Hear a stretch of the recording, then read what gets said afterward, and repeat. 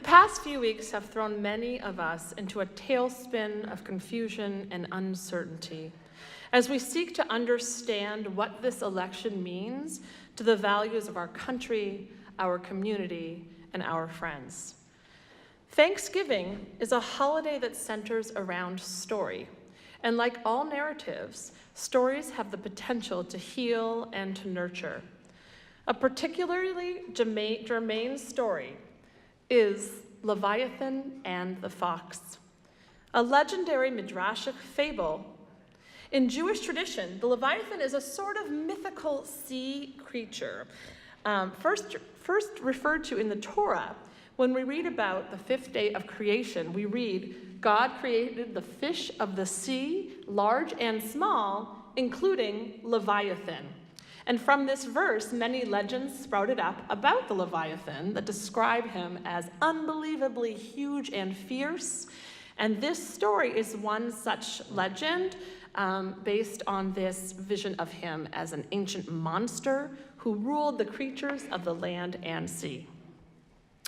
Leviathan had more than 100 eyes, and his brilliant scales shone bright, even brighter than the sun. He was so powerful that one swish of his tail would cause the oceans to boil and churn. With towering waves, no weapon on earth could harm him, and even the angels themselves feared him. But there was one single creature who did not fear Leviathan, a small fox. He was nimble and quick and clever and often escaped traps other animals set for him. This fox was famous for outfoxing more powerful creatures, and great and powerful Leviathan wanted to meet him. One day, Leviathan called all of the animals of the land and of the sea to gather with him at his undersea palace, so he could take a census and count up all of the creatures in his dominion. All of the creatures arrived to be counted. There were sheep and squirrel, dogs, turtles, giraffes, elephants, birds, and so on.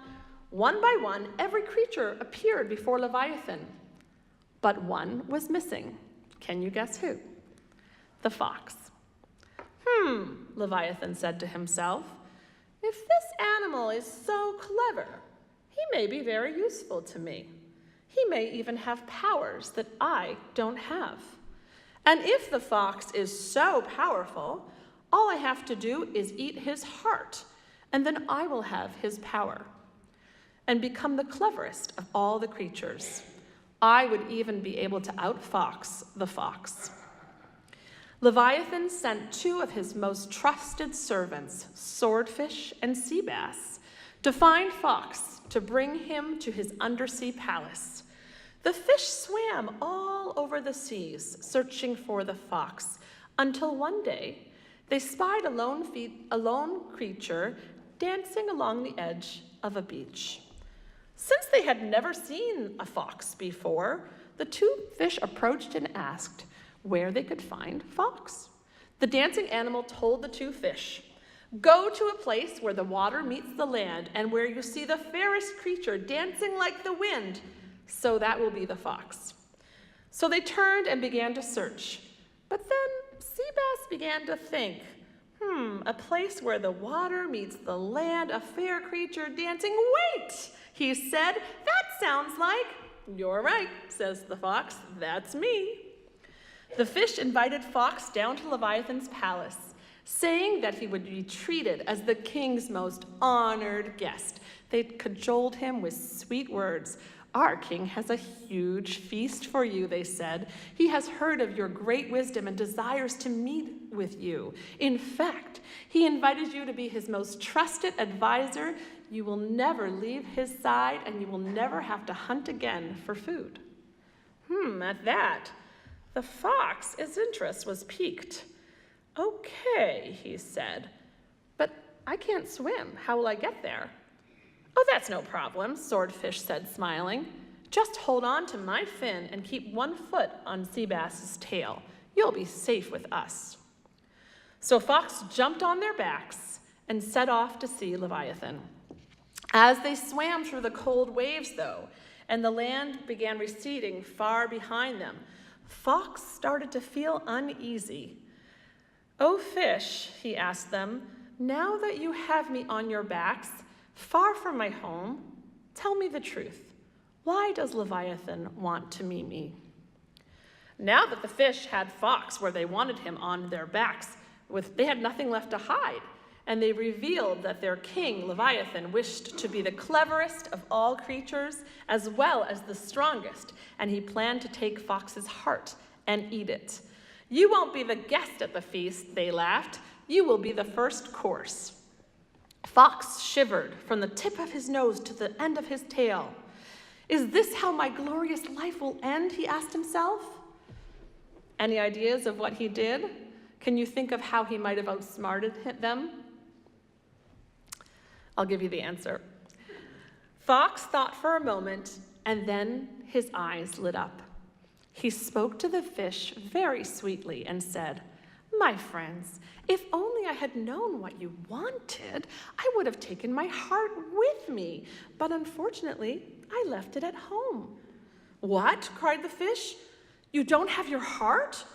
"Oh, no," replied the fox. "We foxes never travel with our hearts unless it's for a very important reason. We always leave them at home where they'll be safe. I would hate for you to take me all the way down to Leviathan's palace only for him to find that you did not bring the one thing that he asked for. I can imagine that this will make him very angry." The two fish were terrified. The last thing they wanted was to upset Leviathan. "If you really want to bring Leviathan my heart," continued the fox, "bring me back to shore and I'll be happy to get it for you." The fish swam quickly back to shore, eager to return the fox to his home. As soon as they neared the land, Fox jumped off their backs safely to shore and began once again to dance on the beach. "What are you doing?" cried the servants of Leviathan. "There is no time for dancing. Leviathan is waiting. Hurry up and get your heart." "Foolish creatures," cried the fox. "How could anybody travel without his heart? How could anybody exist for one instant without a heart?"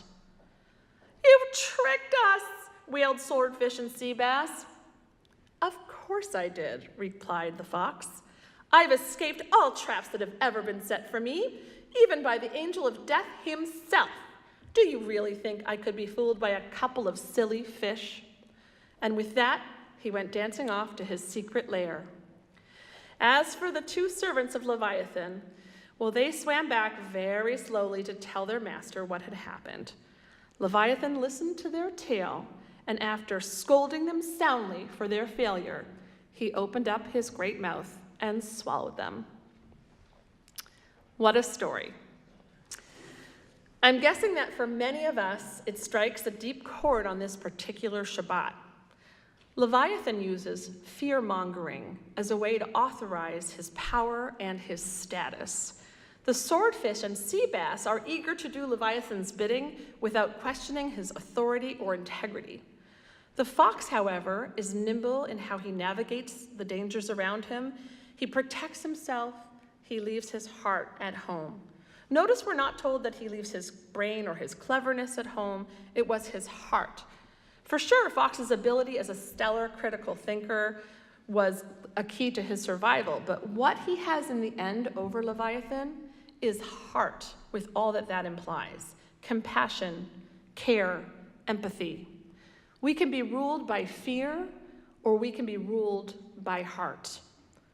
Fox had heart, Leviathan had fear. And although it looked like Leviathan ruled all through fear, where there is even a little heart, like a slim line of light through darkness, a path can be opened up. We are at a time where the mythology of fear has taken hold. For some of us, this is fear of the future, fear of losing our democratic values, fear of closing down what connects us one to the other. But for many, it's just simply the fear of the unknown. We don't know what's coming ahead. But the thing about fear is that it really feeds upon itself. And the more that we allow it to take hold and spin us around, the larger it gets until it is the Leviathan calling us to do his bidding. But we have the qualities of the fox: nimble, analytical. We are able to understand what scares us, and we have the compassion that lives in our hearts as our deepest treasure. This allows us to work through our fears, speak truth to power, and connect rather than divide. Nachman of Breslau wrote these famous words, Kol ha'olam kulo gesher tsar me'od, v'ha'ikar lo lefachet klal. All of the world is a narrow bridge, but the important thing is to not be afraid. Shabbat shalom.